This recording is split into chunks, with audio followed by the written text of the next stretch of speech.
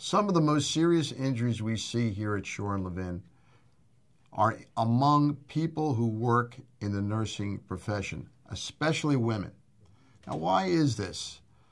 Well, in today's economy, the healthcare institutions, whether it be a nursing home or a hospital or rehab center, whatever, seem to be understaffed, and you find mainly women handling patients well beyond their capability.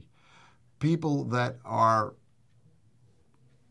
250 pounds, the nurses are being asked to manipulate them, and after a while, something gives.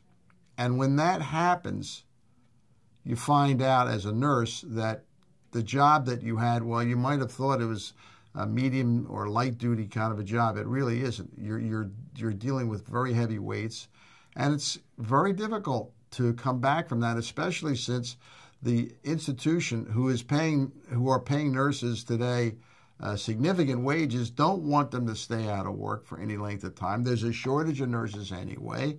They force them back to work, and it makes matters even worse. And then the institution wants their doctors to take care of the injured nurse. And that doctor, again, is on the side of the employer. The nurse is a helping professional. She wants to get better. She wants to get back to work. And what unfortunately happens in a lot of cases is they just get worse and worse and worse and worse. And then finally they'll call us, and it's a long haul. It's a long haul.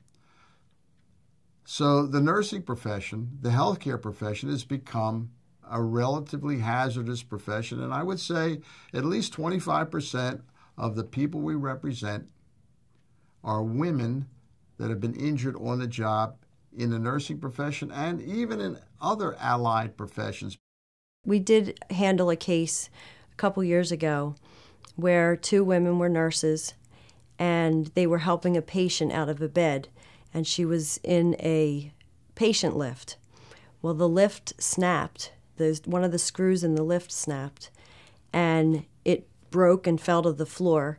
And the patient, who was heavy set, fell on top of the lift, but it landed on the hand of one of the nurses, crushing her hand.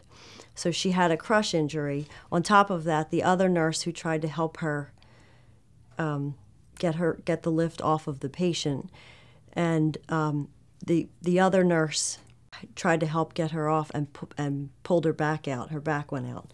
So there were two injuries for workers' compensation, and on top of that, because the lift had a malfunctioning part, it turned into a product liability matter.